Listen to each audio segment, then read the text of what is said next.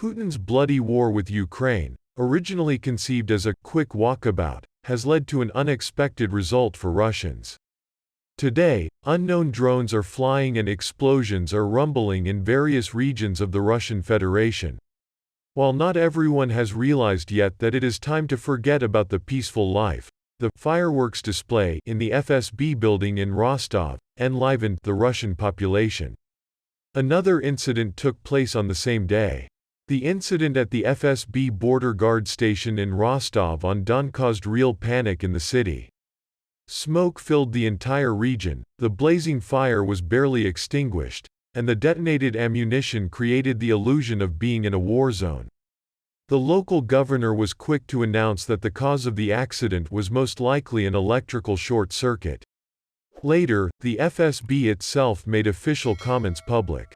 They said that the explosion occurred in the repair shop in the garage of the Frontier Administration due to a fire of fuel and lubricants. Eyewitness accounts, and also video clips that appeared on the internet, refuted the short circuit and just a fire theories. The explosion occurred first, and then the fire broke out. The FSB Border Guard Department in Rostov Oblast is responsible for protecting the border with Ukraine. However, the media in the aggressor country not only failed to offer any version of a possible connection between the emergency in Rostov and the war against Ukraine, but also gave very little information at all. The situation, of course, is embarrassing for the FSB. An explosion, a fire, a building collapse, several dead faces, the whole package, as they say. Photos and videos of the incident have appeared in the world's media, so it's all very famous. Whatever the reason for what happened in Russia might be considered the only right one, it will still end up being a disgrace, in his opinion. This is the reason why the Russian media did not, as usual, look for a Ukrainian trace to admit the possibility of sabotage in the FSB building. What could be worse? This would have shown the absolute helplessness of the all-powerful agency, says the interlocutor. However, in his view, it is certainly not worth accusing Ukraine of a terrorist attack. The Russian Federation has enough internal enemies of its own. Zelensky also commented on the situation. On his Twitter page, Mikhail Podolyak, advisor to the head of the presidential office, wrote, "Any FSB building that burns or explodes in Russia, particularly in the Rostov region, clearly indicates that this is a manifestation of panic, a weakening of power control, and a transition to a major internal conflict in Russia. Ukraine does not intervene, but is happy to watch." Meanwhile, many Russians are convinced that the explosion at the FSB building is the first swallow. This is not the first time the Russian border service has suffered a serious blow this month. Just look at the raid on the border by Bryansk saboteurs.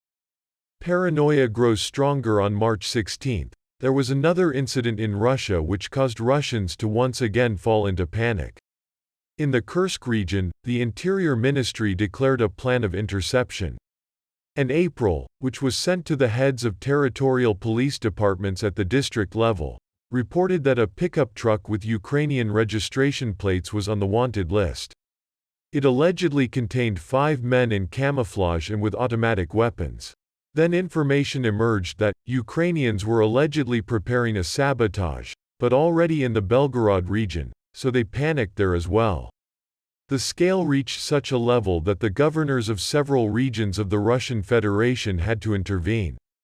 In the end, it turned out that the armed Ukrainian DRG, which was being sought in the Oryol, Kursk, Bryansk and Belgorod regions, was a fantasy of the offended driver.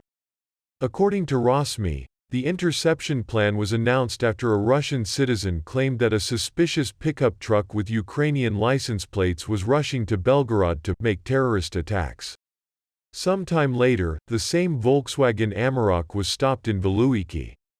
Inside, 2 men, an unarmed and frightened resident of the Kursk region and his relative from Kupiansk. According to them, they were going for things. After the law enforcers once again contacted the complainant and found out, the man was just taking revenge for being cut off by a pickup truck driver on the road, Russian sources explained. Nevertheless, this has not greatly reassured the Russians. This is understandable. The level of trust in the special services and law enforcement agencies tends to quickly fall to zero after numerous false statements. And given that in the Russian border areas after the full-scale invasion of Ukraine, Bavovna, and other surprises happen every now and then, one can already forget about a peaceful life. So the wave of terror and sabotage that the Russians fear very much may well become a reality.